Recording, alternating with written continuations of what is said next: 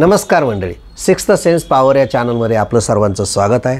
आणि आज आपण बघणार आहोत की ज्यांचा शुभांक 5 आहे, म्हणजे ज्या व्यक्तींचा जन्म 5 तारखेला, 14 तारखेला आणि 23 तारखेला झालेला आहे, अशा व्यक्तींचा स्वभाव कसा असतो, त्यांचं भवितव्य, त्यांचं भाग्य कसं असतं आणि ह्या ज्या व्यक्ती त्यांच्यामधले चांगल्या गोष्टी कोणत्या आहेत आणि वाईट गोष्टी कोणत्या आहेत ते आपण बघणार आहोत.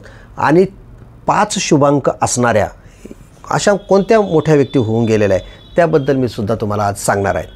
तर आपण बघूया की हे जे 5 शुभांक असतात ह्या व्यक्ती कशा असतात, त्यांचा स्वभाव कसा असतो, त्यांचं भाग्य कसं असतो.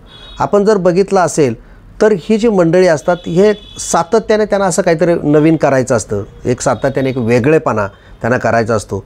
त्यांना असं तेच काम करायला त्यांना ते आवडत नाही. हुशार असतात आणि त्या ज्या व्यक्ती आहेत त्या असं म्हणतो उदार बुद्धिमत्ताच्या, उदारवादी असं आपण म्हणूया. आणि ह्या बुद्धिमान असल्यामुळं अष्टपैलू असतात, परंतु एक थोडीशी गोष्ट जर बघितलं या थोड्या भावनाप्रधान पण असतात.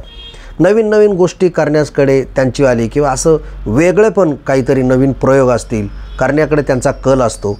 आणि चाकोरी बाहेर म्हणजे थोडंसं वेगळं आपण होतं ना, एक्स्ट्रा ऑर्डिनरी काहीतरी करून दाखवावं असं त्यांना वाटत असतं. स्वतंत्र वैविध्य निर्धारित केलेले असल्यामुळे जे कार्यालयीन कामं असतात रोजच्या रुटीनचे, त्यामध्ये काही नाविन्य कसं आपल्याला आणता येईल अशा प्रकारच्या ह्या गोष्टी असतात. स्वतंत्र व्यवसाय किंवा एखादं राजनैतिक कार्य त्यांच्या दृष्टीने अतिशय योग्य असतं. आणि सगळ्यात महत्त्वाची गोष्ट, ह्या 5 शुभांक असणाऱ्या व्यक्ती तुम्ही बघितलं असेल तर राजकारणामध्ये ह्या यशस्वी झालेले दिसतील. म्हणजे धूर्त लोक असतात, म्हणजे चॅप्टर आपण म्हणतो ना, म्हणजे सुज्ञ आणि सगळ्यात महत्त्वाचे मनमिळावू आणि सगळ्यात महत्त्वाचे डावपेच आखणारे असल्यामुळं तुम्हाला सांगतो की त्यांना ह्या गोष्टीमध्ये अतिशय यश पण मिळतं. थोड्या स्वार्थी स्वभाव पण असतो. आता जर त्यांचा नकारात्मक बाबींचा जर आपण विचार केला तर त्यांना अशा कोणतीही नवीन गोष्ट म्हणजे आपण म्हणतो धरसोड वृत्ती असं म्हणूया, नवीन गोष्ट करायची सवय असल्यामुळं जे काम चालू आहे ते सोडून देणं म्हणजे किंवा एखाद्या गोष्टीत तर त्यांचा इंटरेस्ट कमी होणं. आता ह्या गोष्टी थोड्या आपण बघितलं तर नकारात्मक आहे.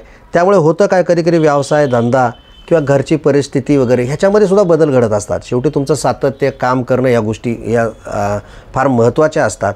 आणि जीवनाबद्दल थोड्याशा उतावळ्या असल्यामुळं अलग लक्षात, त्यामुळे त्यांना फटका बसू शकतो. परंतु मी एक तुम्हाला सांगितलं की या व्यक्ती धूर्त असतात, चॅप्टर असतात, नवीन काहीतरी करण्याची यांच्यामध्ये एक महत्त्वाकांक्षा. त्यामुळे राजकारण असेल किंवा नवीन ज्या यशस्वी किंवा आपण म्हणतो ना जिद्दीनं किंवा एखादा आपण पलीकडे एक्स्ट्रा ऑर्डिनरी अशा व्यक्तिमत्व जे आहे या अशा प्रकारचे 5 शुभांक असणारे व्यक्ती आहे.